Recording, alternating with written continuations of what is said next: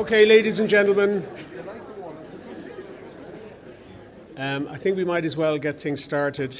Good morning, everyone, and welcome to the third annual DCU Centre for Climate and Society Conference. My name is Dave Robbins. I'm the director of the centre, and along with my co-directors, Diarmuid Thorney and Pat Burton, it's my great pleasure to welcome you all here today.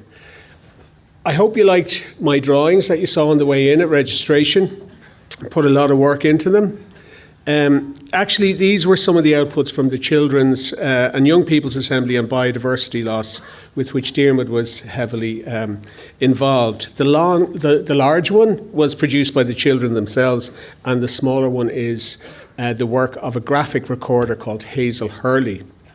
And the bank of photos outside are images from our recent Climate Justice Week at DCU, so you might like to take a moment to check them out at some point during the day. But really, it is so nice to see so many of you here today. I was looking through the registrations last night, basically to see if I could identify potential hecklers for Eamon Ryan later on. And what struck me was the range and diversity of people drawn to this event. We've policy people, journalists, public servants, diplomats, researchers from all sorts of different disciplines, activists, NGOs, and artists. For me, this is the broad church of climate change, in which, in Greta Thunberg's words, everyone is needed and everyone is welcome. As people working on the broad area of climate, we often toil alone, and we carry the heavy burden of caring about climate change, biodiversity, and the environment when so many other people seem not to.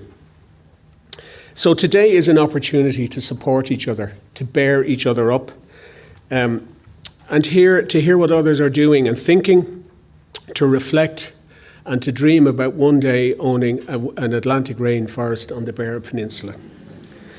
Today's conference is loosely based on the theme of biodiversity, and I say loosely because I've no idea what these people are going to say.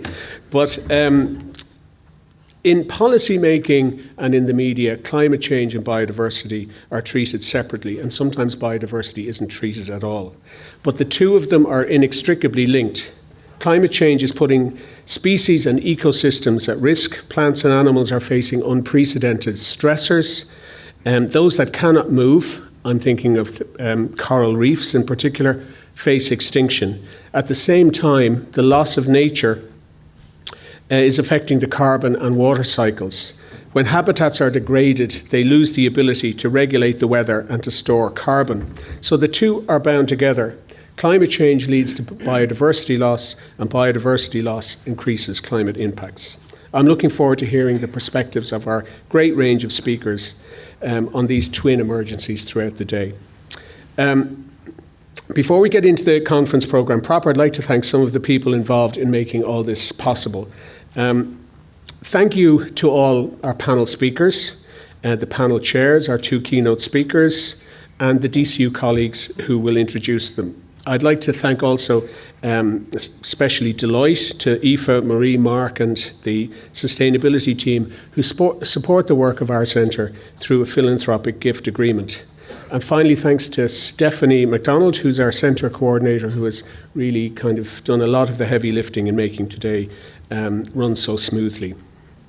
And I'd like finally to thank all of you for the work that you are doing in all your different ways on climate and biodiversity. And now, if I'd like you to welcome the President of DCU, Professor Darragh Keogh, to formally open the conference.